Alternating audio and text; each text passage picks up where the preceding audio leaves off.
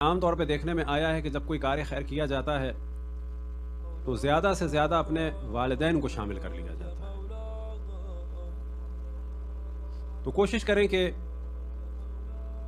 ہر وہ شخص کہ جس سے تعلق تھا اور دنیا سے چلا گیا اس کو یاد رکھیں، چاہے اس کا نام معلوم ہو یا نہ معلوم ہو. یہ سوال یہ پیدا ہوتا ہے کہ 3 4 5 6 8 10 نسلوں پہلے والے دادی دادا نانی نانا کو کون یاد رکھے؟ ان کے بچے ہم ہی لوگ ہیں، ان کا کوئی بھی اب بچہ نہیں ہے، ان کے بچے ہم ہیں. اور جس طرح سے امیجیٹ ماں اور باپ کے لیے وبالوالدین احسانا، اسی حکم میں تقریباً نانی نانا دادی دادا آبا و اجداد بھی شامل ہیں. لہٰذا فریکشن آف سیکنڈ میں نیت ہوگی، اور جب اپنا روٹین بنا لیں تو پھر نیت کی بھی اتنی ضرورت نہیں کہ جب بھی کوئی کار خیر کریں، چاہے مجلس ہو، ماتم ہو، آنا ہو جانا ہو کسی کار خیر میں، کسی کی جاب کرائیں، کسی کی پرابلم کو سالو کریں، یہاں آ کے بیٹھیں، کوئی بھی جس وقت دل چاہے سورہ فاتحہ پڑھیں، ایک دفعہ لا الہ الا اللہ کہیں، سبحان اللہ کہیں، اللہ اکبر کہیں، کسی کی خدمت کریں، کسی کو پانی دیں، یا یہ کہ صلوات پڑھیں.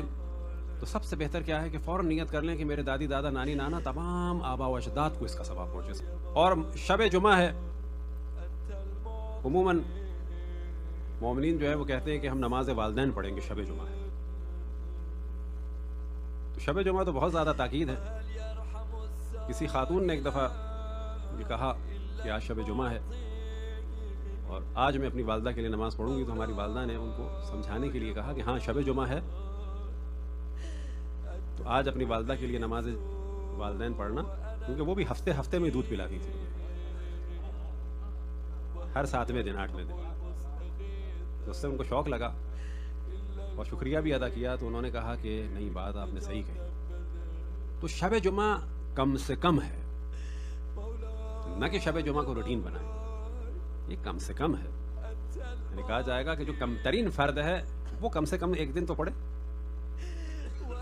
اب اگر کوئی روز پڑھ لے یا اگر دن میں کئی دفعہ پڑھ لے تو وہ بھی مذائقہ نہیں. اور روایتوں میں نقل ہوا ہے کوئی اگر پڑھتا ہے نماز والدین کو تو اس کا اتنا ثواب ہے کہ والدین اس کے زانوں کو ہاتھ لگاتے ہیں شکریہ کے طور پر. لہٰذا کار خیر کو لمیٹڈ نہ سمجھیں کہ جب چاندنی ہوگی پھر مجلس ہوگی تو پھر قرآن خوانی ہوگی. نہ، کار خیر جو ہے یہ تو ہے قطعاً، اس کا کوئی انکار نہیں ہو رہا.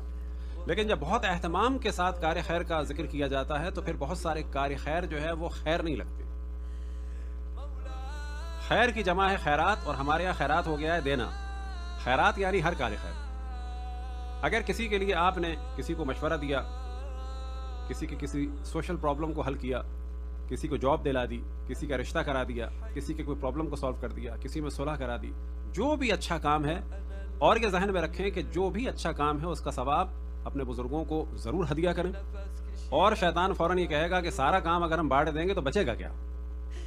تو یہ ذہن میں رکھیں کہ جو ہم نے کیا ہے وہ ہمارا محفوظ رہے گا اور ادھر بھی جائے گا، اور ادھر دینے کا ہمیں مزید ثواب ملے گا، اور یاد رکھنے کا اور والدین کے ساتھ نیکی کا مزید ثواب ملے گا.